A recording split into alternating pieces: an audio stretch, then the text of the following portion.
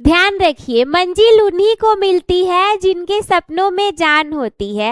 हाँ, ये मंजिल तो उन्हीं को मिलती है जिनके सपनों में जान होती है, और सिर्फ पंखों से कभी भी कुछ नहीं होता, हौसलों से उड़ान होती है। तो नमस्कार मेरे प्यारे साथियों, बहुत बहुत स्वागत है आप सभी का। आज के इस वीडियो में हम बात करेंगे कि जुलाई से पढ़ कर के टॉपर कैसे बने। तो जैसा कि लगातार बच्चे कमेंट कर रहे थे, मैम हम जुलाई से पढ़ कर के टॉपर कैसे बनेंगे, तो आप बुलाते और आपकी दीदी नहीं आती, ऐसा तो हो ही नहीं सकता। चलिए बताते हैं। देखो, सबसे ज्यादा जरूरी बात यह है कि यदि हमको टॉपर बनना है तो टॉपर बनने का फॉर्मूला हम अलग अलग टीचरों से अलग अलग किताबों में खोजते रह जाते हैं, लेकिन सच्चाई तो ये है कि टॉपर बनने का जो फॉर्मूला है, वास्तविकता है, वो टॉपर के ही फुल फॉर्म में छुपी हुई है। टी का मतलब होता है टेस्टिंग, स्वयं की जांच करना कि आप कौन से लेवल पर पढ़ाई में हो और उस लेवल से अपना स्टार्ट करना, क्योंकि यहाँ पर सभी के लेवल अलग अलग होते हैं। ओ का मतलब होता है ऑब्सेशन, यानी कि जुनून को बनाए रखना। यकीन मानिए, बाहर से आपको कोई कितना भी मोटिवेट क्यों ना कर ले, लेकिन यदि आपके अंदर वो आग नहीं जल रही है कि हमें टॉपर बनना ही है, तो बाहर से दिया हुआ मोटिवेशन 1-2 दिन या फिर 1 हफ्ते रह सकता है, उसके बाद तो वो खत्म हो ही जाएगा। लेकिन जो जुनून अंदर चल रहा होता है ना, वो कभी नहीं खत्म होता। अब इसके बाद ध्यान रखो, एक योजना बनाया हुआ मूर्ख भी बिना योजना बनाए हुए विद्वान से बेहतर होता है। यानी कि यदि हमको जुलाई से पढ़कर के अच्छे नंबर लाने हैं तो हमें बनानी पड़ेगी एक खास प्रकार की प्लानिंग, और सिर्फ प्लानिंग बनाने से कुछ नहीं होता। हमने प्लानिंग बनाया, पेज को फाड़ा, फेंक दिया। प्लानिंग बना करके उसके ऊपर हमें काम करना पड़ता है, उसकी तैयारी करनी पड़ती है, और इसके बाद तैयारी तो हम तब करेंगे ना जब हमारा शरीर स्वस्थ रहेगा। यानी कि ई का मतलब है अच्छा खाना खाना। एट लास्ट में यदि हमने सब कुछ कर लिया और रिवीजन को नहीं किया, तो बिना रिवीजन के तो कुछ भी नहीं होने वाला। इस दुनिया में कभी भी रिजल्ट उसका नहीं होता जो सिर्फ और सिर्फ पढ़ाई करता है। रिजल्ट उसी का होगा जो पढ़ाई कम और रिवीजन ज्यादा करेगा। चलिए, सबसे पहली बात करते हैं, मैम जुलाई से पढ़ करके अच्छे नंबर लाने हैं, तो बिना लक्ष्य के हम कुछ नहीं कर पाएंगे। इसी वजह से सबसे पहले लक्ष्य का निर्माण करना बहुत आवश्यक है। आपको ये पता होना चाहिए कि हमको एग्जाम में 80% लाने हैं, 90% या 95% लाने हैं। और हाँ, जितना आप लाना चाहते होगे उससे 10% ज़्यादा की सोच रखना, क्योंकि यदि आप सोचेंगे कि हमको 90% लाना है तो रिजल्ट आपका 80% पे रुक जाएगा। इसी वजह से यदि आप 95 का टारगेट रखोगे तो 90 जरूर से आ जाएगा। लक्ष्य को हमेशा से ही बड़ा रखना। दूसरी बात करें, हम जानते हैं ना, मैम ईस्ट और west NCERT is the best.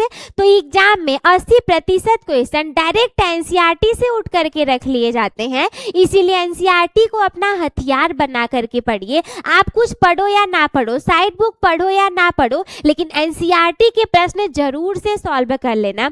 बेटा, टीचर कहते कहते रह जाएंगे, यदि तुम नहीं पढ़ोगे एनसीईआरटी तो लास्ट में पछताने से कोई फायदा नहीं होने वाला। इसी वजह से स्टार्टिंग से ही एनसीईआरटी को सॉल्व करना। नेक्स्ट है स्मार्ट स्टडी प्लान को बना करके पढ़ाई करना। एक होता है हार्ड वर्क, दूसरा होता है स्मार्ट वर्क। सिर्फ हार्ड वर्क करने से अच्छे नंबर नहीं आएंगे, सिर्फ स्मार्ट वर्क करने से अच्छे नंबर नहीं आएंगे। यदि हम इन दोनों का कॉम्बिनेशन बना ले, मैम हार्ड वर्क से पढ़े प्लस स्मार्ट स्टडी करें, हम उन प्रश्नों को ज़्यादा महत्व दे, ज़्यादा पढ़े जो कि इंपॉर्टेंट क्वेश्चन होंगे, जो कि प्रीवियस ईयर में पूछे गए होंगे, तो हमारी संभावना ज़्यादा होगी अच्छे नंबर लाने की। नेक्स्ट है, कभी भी दूसरे के नोट्स पे यकीन मत करना। नोट्स हमेशा खुद के नोट्स पर तुम यकीन करना। और नोट्स में तुम लिखोगे क्या? महत्वपूर्ण परिभाषाएं, महत्वपूर्ण सूत्र, महत्वपूर्ण तिथियां, चित्र एवं फ्लो चार्ट को बनाना। ध्यान रखना, परीक्षा के दौरान ये जो नोट्स रहेंगे, ये बहुत ज़्यादा काम में आने वाले हैं। दूसरा जो नोट्स बनाएगा वो उसको ज़्यादा समझ में आएगा, आपको नहीं आएगा। इस वजह से खुद के नोट्स पे बिलीव करना।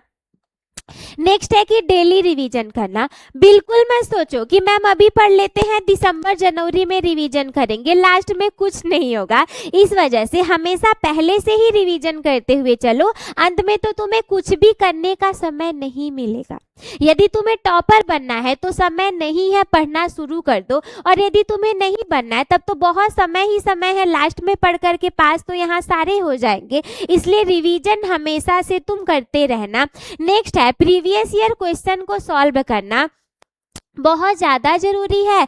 बेटा आप शौक रह जाओगे ये देख करके कि एग्जाम में 80% क्वेश्चन डायरेक्ट उठ करके कहाँ, डायरेक्ट उठ करके प्रीवियस ईयर से हमारे एग्जाम में छप जाते हैं। इसी वजह से बहुत ज़रूरी है कि प्रीवियस ईयर क्वेश्चन को सॉल्व कर लेना। और हाँ, हम खुद का आकलन कैसे करेंगे, हो सकता है हमें लगता होगा कि ये चीज़ हमें आती है, लेकिन जब तक आप मॉक टेस्ट को अटेम्प्ट नहीं करोगे तब तक कुछ भी नहीं समझ में आने वाला। आपको लगेगा कि मैम हम तो इस प्रश्न को सॉल्व कर लेंगे, बट जब आंसर राइटिंग के दौरान बैठोगे तो हो सकता है कि आप ना कर पाओ। इसी वजह से मॉक टेस्ट को जरूर से दे देना। लास्ट में इंस्टाग्राम, फेसबुक, स्नैपचैट आप 10 या 12 के बाद भी चला सकते हो। सोशल मीडिया आप कभी भी इस्तेमाल कर सकते हो, लेकिन बोर्ड एग्जाम जीवन में दोबारा नहीं आने वाला, इसीलिए सोशल मीडिया को थोड़ा सा दूरी बना करके रख लो और बोर्ड एग्जाम पर ज़्यादा ध्यान दे दो। नेक्स्ट है कि कठिन विषय से कभी नहीं भागना। एक ही एग्जाम में एक ही आपको पेपर में 100 नंबर लाने, बाकी 5 में फेल होने से बेहतर है कि सारे में हम 70-70, 80-80 नंबर ला दें या फिर सारे में 90+ ला दें, है ना।